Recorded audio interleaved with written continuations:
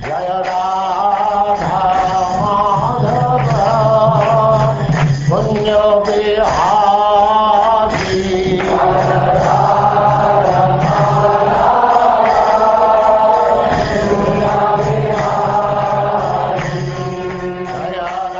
And now chapter 25, the glories of Lord Ananta.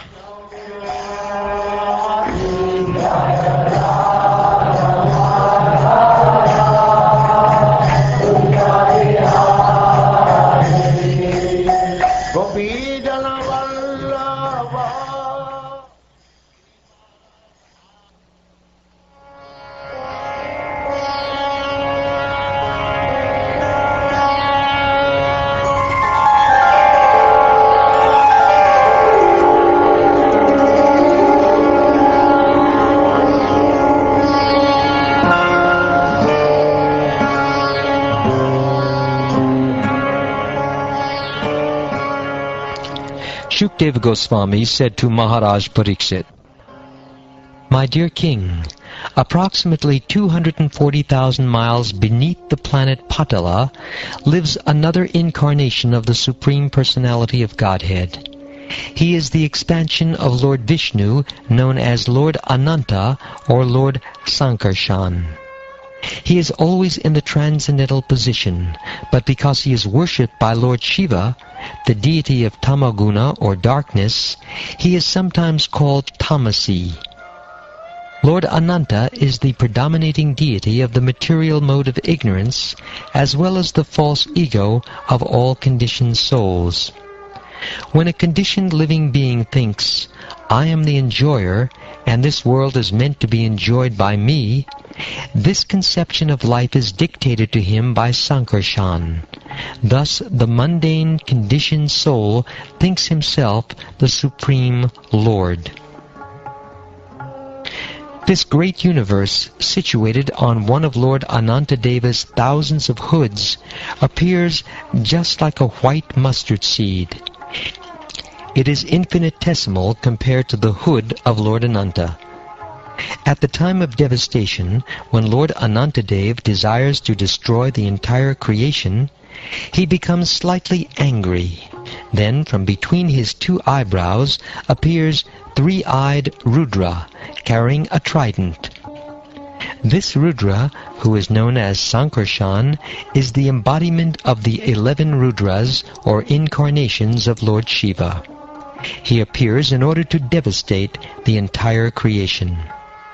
The pink, transparent toenails on the Lord's lotus feet are exactly like valuable gems polished to a mirror finish. When the unalloyed devotees and the leaders of the snakes offer their obeisances to Lord Sankarshan with great devotion, they become very joyful upon seeing their own beautiful faces reflected in his toenails. Their cheeks are decorated with glittering earrings, and the beauty of their faces is extremely pleasing to see. Lord Ananta's arms are attractively long, beautifully decorated with bangles, and completely spiritual. They are white, and so they appear like silver columns. When the beautiful princesses of the serpent kings, hoping for the Lord's auspicious blessing, smear his arms with aguru pulp, sandalwood pulp, and kumkum, the touch of his limbs awakens lusty desires within them. Understanding their minds, the Lord looks at the princesses with a merciful smile, and they become bashful, realizing that he knows their desires. Then they smile beautifully and look upon the Lord's lotus face, which is beautified by reddish eyes rolling slightly from intoxication and delighted by love for his devotees. Lord Sankarshan is the ocean of unlimited spiritual qualities, and thus he is known as Ananta Deva. He is non-different from the Supreme Personality of Godhead. For the welfare of all living entities within this material world, he resides in his abode, restraining his anger and intolerance.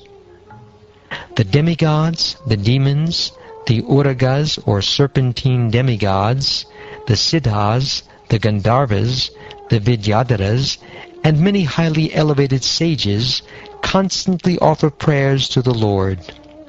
Because he is intoxicated, the Lord looks bewildered, and his eyes, appearing like flowers in full bloom, move to and fro.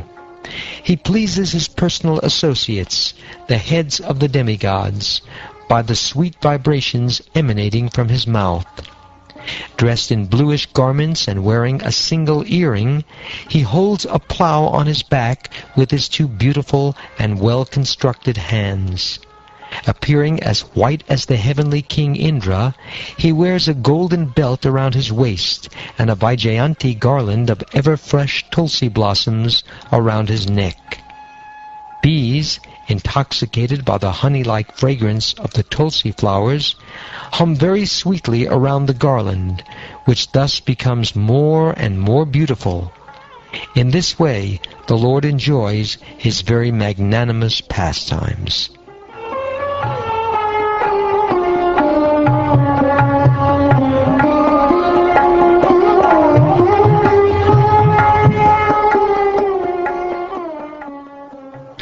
If persons who are very serious about being liberated from material life hear the glories of Anantadev from the mouth of a spiritual master in the chain of disciplic succession, and if they always meditate upon Sankarshan, the Lord enters the cores of their hearts, vanquishes all the dirty contamination of the material modes of nature, and cuts to pieces the hard knot within the heart, which has been tied tightly since time immemorial by the desire to dominate material nature through fruitive activities. Narad Muni, the son of Lord Brahma, always glorifies Anantadeva in his father's assembly. There he sings blissful verses of his own composition, accompanied by his stringed instrument, or a celestial singer known as Tumburu. By his glance, the Supreme Personality of Godhead enables the modes of material nature to act as the causes of universal creation, maintenance, and destruction. The Supreme Soul is unlimited and beginningless, and although he is one, he has manifested himself in many forms. How can human society understand the ways of the Supreme? This manifestation of subtle and gross matter exists within the Supreme Personality of Godhead. Out of causeless mercy toward his devotees, he exhibits various forms which are all transcendental. The Supreme Lord is most liberal, and he possesses all mystic power. To conquer the minds of his devotees and give pleasure to their hearts, he appears in different incarnations and manifests many pastimes. Even if he be distressed or degraded, any person who chants the holy name of the Lord, having heard it from a bona fide spiritual master, is immediately purified. Even if he chants the Lord's name jokingly or by chance, he and anyone who hears him are freed from all sins. Therefore, how can anyone seeking disentanglement from the material clutches avoid chanting the name of Lord Shesha? Of whom else should one take shelter? Because the Lord is unlimited, no one can estimate his power. This entire universe, filled with its many great mountains, rivers, oceans, trees, and living entities, is resting just like an atom on one of his many thousands of hoods. Is there anyone, even with thousands of tongues, who can describe his glories? There is no end to the great and glorious qualities of that powerful Lord Anantadeva. Indeed, his prowess is unlimited. Though self-sufficient, he himself is the support of everything. He resides beneath the lower planetary systems and easily sustains the entire universe. My dear King, as I heard it from my spiritual master, I have fully described to you the creation of this material world according to the fruitive activities and desires of the conditioned souls. Those conditioned souls who are full of material desires achieve various situations in different planetary systems, and in this way they live within this material creation.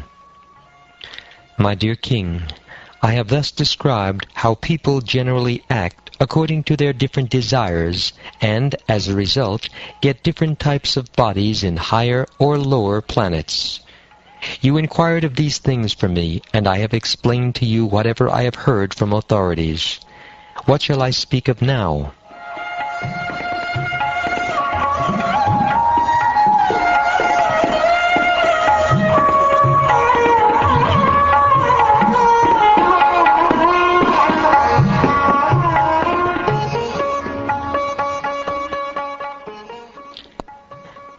Thus ends the 25th chapter of the 5th canto of the Srimad Bhagavatam, entitled The Glories of Lord Ananta.